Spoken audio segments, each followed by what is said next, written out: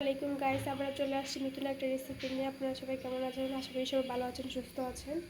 আজকের রেসিপি হচ্ছে বাইম মাছ কষাবো। এই যে দেখেন বাইম মাছ নিয়ে। তো এখন আমরা পেঁয়াজ দিয়ে নিব, পেঁয়াজগুলো ভাজা ভাজা করে নিব।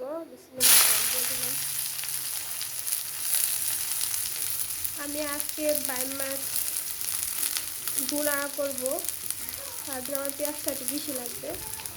দেখেন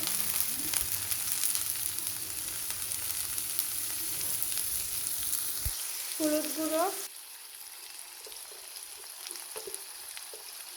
1 চামচ, মরিচের গুঁড়ো 1 চামচ, ধনিয়ার গুঁড়ো 1/2 চামচ, জিরার গুঁড়ো 1/2 চামচ, সাথে লবণ অ্যাড করে দেব 1 চামচ, পানি অ্যাড করে দেব।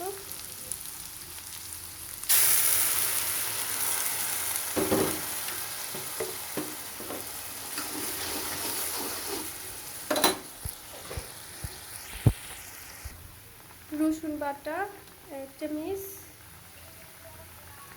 আদা বাটা 1 চামচ, 2টা দারচিনি, 2টা এলাচ। এখন আমরা 3-4 মিনিটের মতো একটু ভাজা ভাজা করে নেব।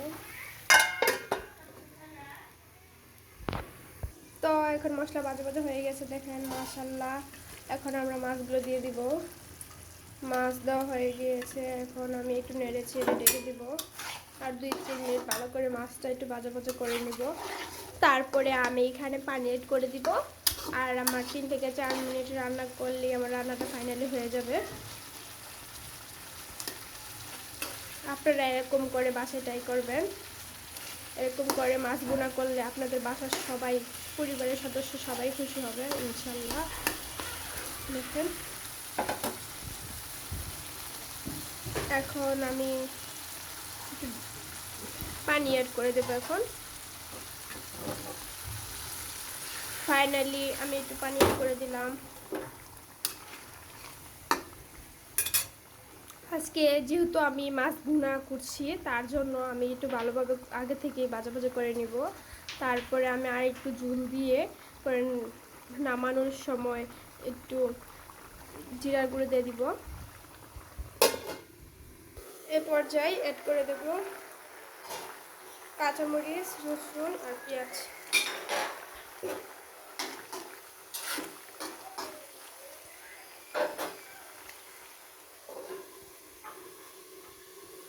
এ পর্যায়ে ধনেপাতা অ্যাড করে দেব। তো মাশাআল্লাহ দেখেন আমার কত সুন্দর হয়েছে। দেখেন ভেরি নাইস, এক্সেলেন্ট হয়েছে মাশাআল্লাহ। আপনারা ট্রাই করবেন, চেষ্টা করবেন এরকম করে করার জন্য মাশাআল্লাহ। আর তো আমার ভিডিওটা যদি ভালো লাগে অবশ্যই লাইক, কমেন্ট, শেয়ার করবেন, সাবস্ক্রাইব করে দেবেন, বেল আইকনে ক্লিক করে দেবেন। সবাইকে পাশে থাকার জন্য অনেক অনেক ধন্যবাদ। আপনাদের জন্য আমার শুভকামনা রইল। আপনারা এগিয়ে যান আর আমাকে সাপোর্ট করেন। আল্লাহ হাফেজ।